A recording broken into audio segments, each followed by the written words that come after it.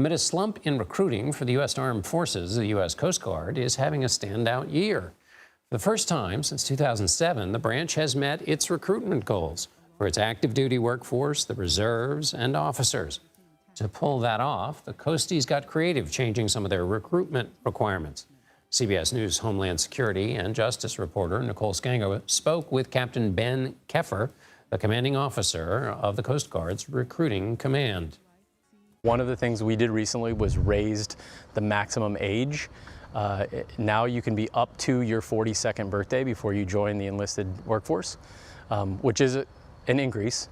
But then other policy changes. We've also changed tattoo policies to allow people with more tattoos to join. I can be 41 years old with tattoos on my hands and still join the U.S. Coast Guard. Yes, you can.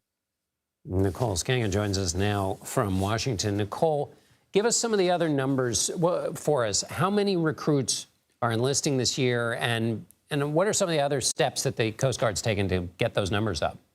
Yeah, the Coast Guard has surpassed its recruitment goal of 4,200 officers by hundreds of officers, 200. That's notable because, John, it's been 7 years since the Coast Guard reached what's called full mission recruitment for active duty personnel. And get this, you mentioned it, 17 years since the branch hit its targets for not just active duty recruits, but the reserve forces and officer vacancies. All of that is interesting because the Government Accountability Office says the armed forces are facing their most challenging recruitment environment in 50 years.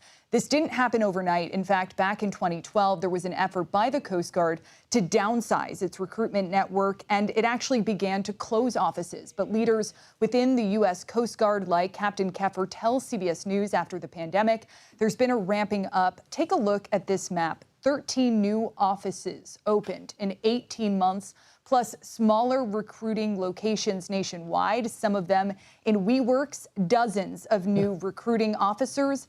5 years ago, you needed to be younger than 27 to join the Coast Guard. Today, that number is 42. Tattoo guidelines, literally, John, rules about where you can have tattoos on your body have also changed. Take a look at this. You can now have larger 2.5-inch tattoos on your hands, tattoos on your neck, and still enlist. Restrictions about personal debts of recruits have been revised. A lot of red tape that no longer exists. Wow.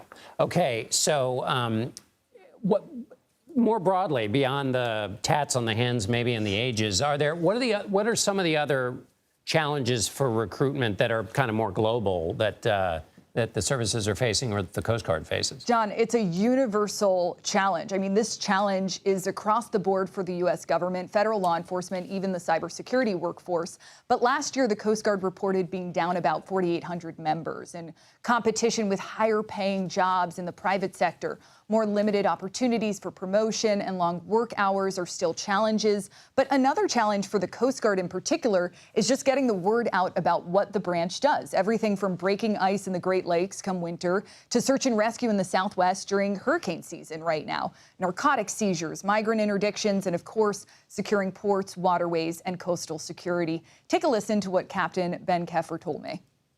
We have consistently had access to education benefits. We've consistently had a good retirement plan. Other companies are offering very similar benefits now.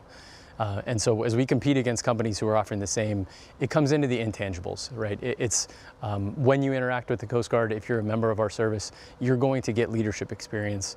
You're going to get, some level of adventure. Adventure still sells. Oh, absolutely.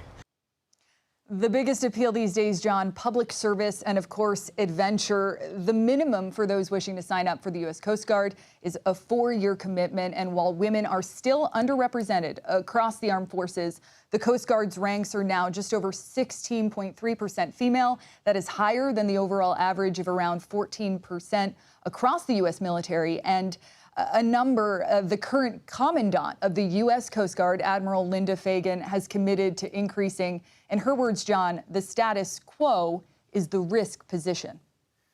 Nicole Sganga for us in Washington. Thank you, Nicole.